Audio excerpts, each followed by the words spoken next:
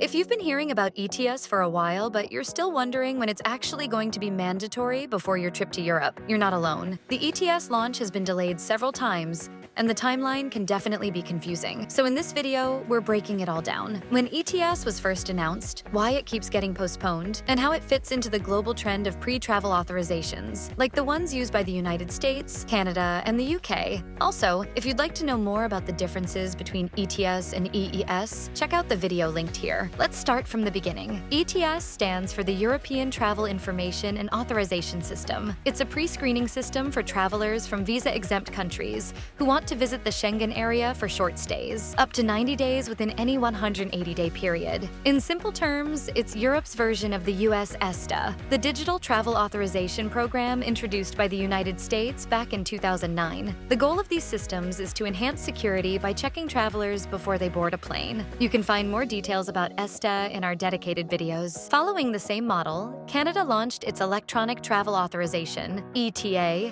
in 2015, and the United Kingdom began rolling out its own ETA in 2023, expanding gradually to more nationalities through 2024 and 2025. So ETIAS isn't an exception. It's part of a much broader global shift toward digital travel screening systems. Now, about the ETIAS timeline. It was first proposed by the European Union in 2016, and at that time, officials expected it to launch in 2021. But as you've probably noticed, that didn't happen. The target date moved to 2024, then 2025, and now, according to the latest updates from EU authorities, the current goal is the last quarter of 2026. Still, that date isn't set in stone. It's been postponed multiple times, and experts agree that the rollout will only happen once all the technical systems behind it are fully ready. One of those systems is the EES, or Entry-Exit System, which officially began rolling out in a few months ago. The EES is a digital database that records travelers' entries and exits across the Schengen area, replacing traditional passport stamping with a biometric record, including facial images and fingerprints. Here's the key connection. ETIAS depends on the EES. The two systems work together.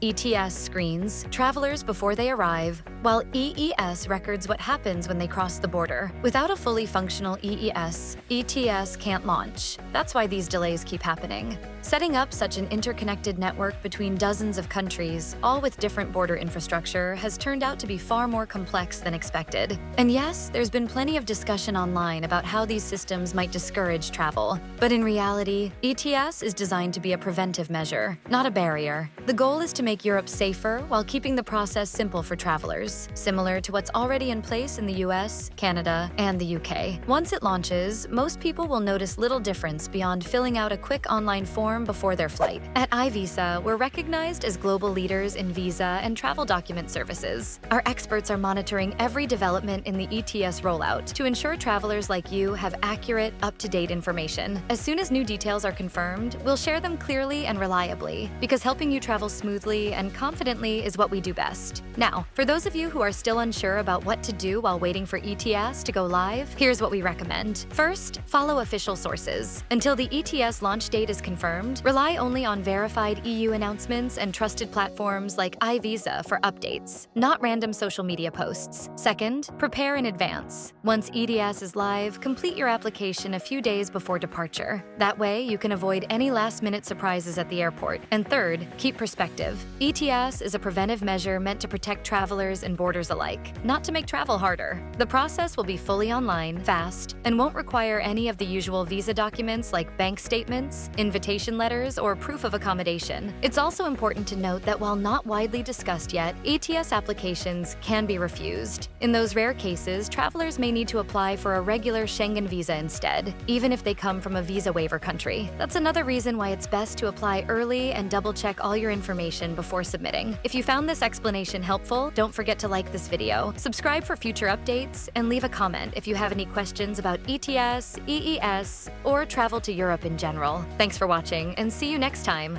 with more updates from iVisa.